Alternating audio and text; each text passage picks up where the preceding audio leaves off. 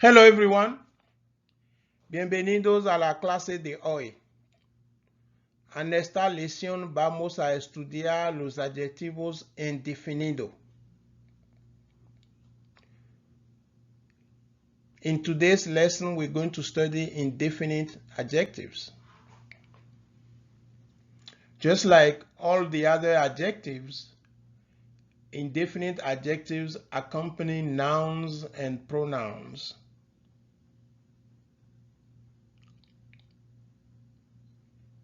And they must agree in gender and number with the nouns or pronouns they modify. So for that reason, we have the core adjectives here in their masculine singular forms, but depending on the noun they modified, if the noun is feminine, the adjective also has to be feminine. So it has to drop the O. It has to drop the O, okay, and take on an A in English, which is a in Spanish.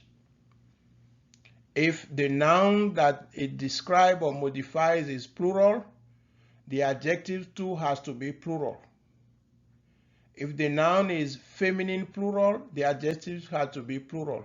So if it's feminine, you add S to the feminine singular to have a feminine plural. If it's a masculine plural, you add the S to the masculine singular, and then you have the masculine plural. So the meaning of these and these, they are all the same as the meaning here. But exactly what do they correspond to in English to bring it home to you? Alguno or algun is the same thing depending on what noun it's following. If it's following a masculine noun, these two, alguno and ninguno, they drop the O and put a stroke on the U. So, but that's for writing purposes. So if you start writing Spanish, you can worry about that. But it's good to know now, just to bring it to your attention. But alguno means some. Ninguno means none, not a single one. Okay? Demasiado expresses quantity, but it expresses an excessive quantity. Cierto is equivalent to certain, like certain quantity. You expressing some quantity. All these indefinite adjectives express quantity, but quantity in a kind of, in somewhat vague way, not precise. If I say 5 tables, you know it's 5 tables. But if I say a few tables, I'm still expressing quantity, or I'm still expressing the number of tables, but not the exact number. That's what indefinite means. It's undetermined. It's not known with precision, but you have an idea. So you express that idea of little, of much, of none, but without giving a precise number because you don't know. Okay, so it's not determined. Uno also means some. Otro means other, another. Tanto means so much. Poco means a few. Mucho means a lot. And when it comes to muchos, it means many. Todo means all. Okay, so these are the most of the indefinite adjectives that take on all 4 forms, that get modified in all 4 forms: masculine singular, feminine singular, masculine plural, feminine plural. Okay, so it's good to know them and know that they are adjectives and that they must agree in gender and number. Gender means masculine or feminine, and number means singular or plural. So they must agree. Okay, so you will not, knowing them, you will not confuse them with adverb or preposition or conjunction, which are invariable. Those don't vary, but adjectives vary and take on different ending depending on the noun that they precede.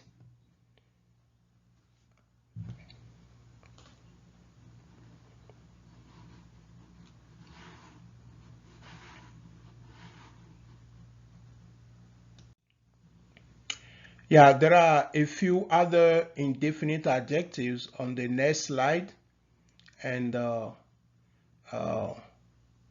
the most of them are here, and these, they don't have all forms. Cada, for instance, only has one form.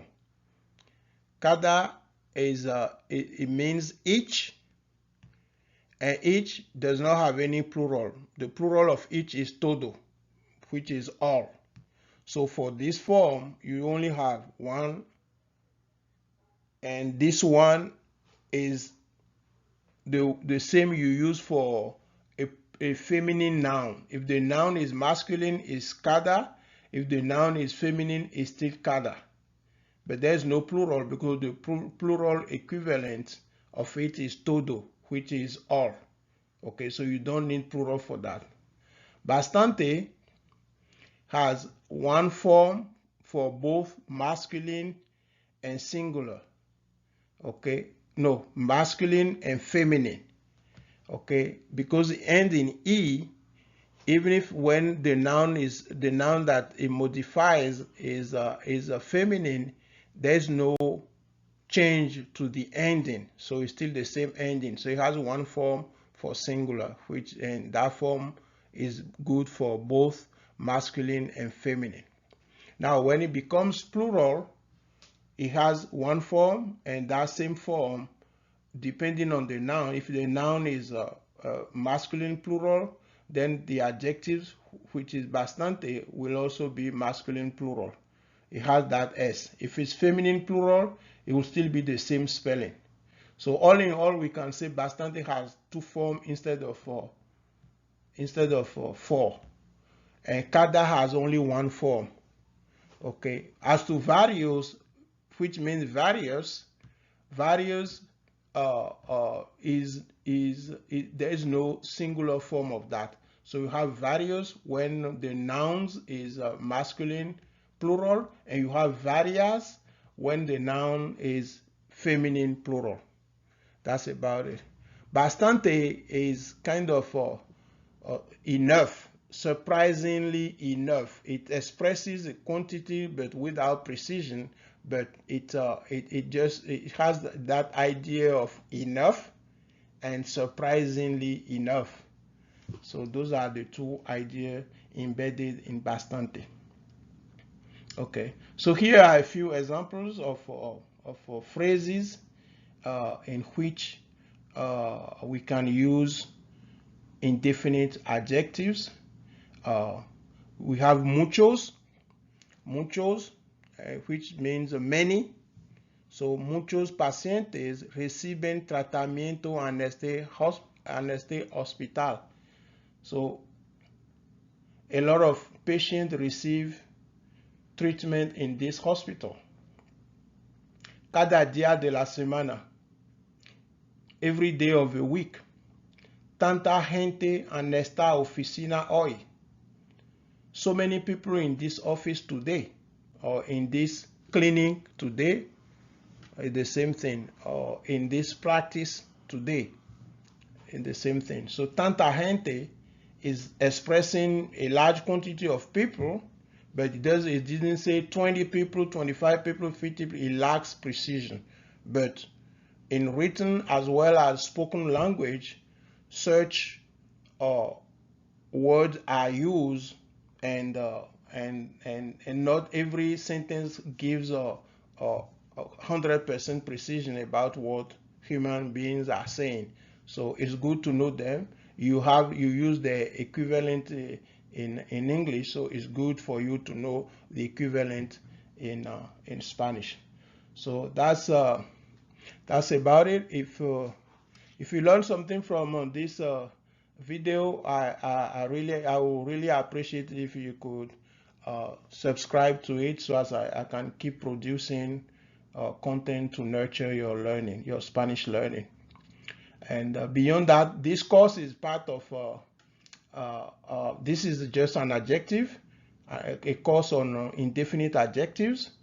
I have a whole module on a whole lesson on adjectives, the whole adjectives, and that lesson on adjectives is part of a whole module on part of speech, all 9 parts of speech: noun, pronoun, adjectives, verb, preposition, adverb, conjunction, and interjection. And that module is part of a course on vital sign measurement. And that course on vital sign measurement will help you convert. If you are in the medical profession, you already know how to take the vitals of your patient in English. But if you are in a location where you have Spanish patient coming to your office, but you have never been able to take the vital sign, this course offers you the skills that you need to take the vital sign in Spanish. The skill, you have the skill. You are just trying to convert the skills into Spanish, and our course will help you do that. So if you are interested, the next slide will give more information, and below in the description you can read you can click on a link that will give you more information about the course. And if you sign up in 4 weeks, you'll be on your way to become a bilingual professional. So I appreciate you being a good learner of this lesson, and I wish you all the best. Thank you.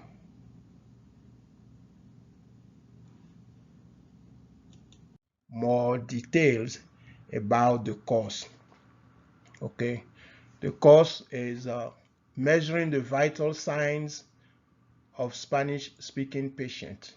Okay, it's hard to become bilingual just by learning everything about medicine. You see how many branches, how many fields and subfields the medical field encompasses.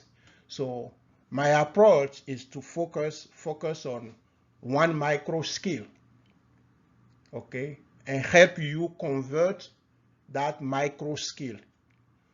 In the process of converting that micro skill, you will learn some linguistic skills, approaches, and techniques. And those linguistic skills, approaches, and techniques will help you in the future convert another micro skill of your choosing. If you try to embrace everything in the medical field, you will never become truly bilingual. But if you focus on one micro skill and convert that micro skill that you already have into Spanish, because you know how to measure a vital sign, you know how to take the vitals from mainstream patient who speak English. So it's the same skill that you have that you want to convert into Spanish. And that skill that you want, that micro skill that you want to convert into Spanish, I have a course that will give you all the vocabulary, will make you read tests related to the different parameters that you measure when you are taking the vitals. And I'll point to resources, that audio, multimedia resources that you will use to build up your listening comprehension skills and speaking skills. By the end of the 4th week, if you dedicate the right amount of time to the course, you'll be able to take the vital of a Spanish-speaking patient that will come to your clinic or hospital without having to rely on an interpreter. And once you do that, you can later convert another skill, another micro skill on your own.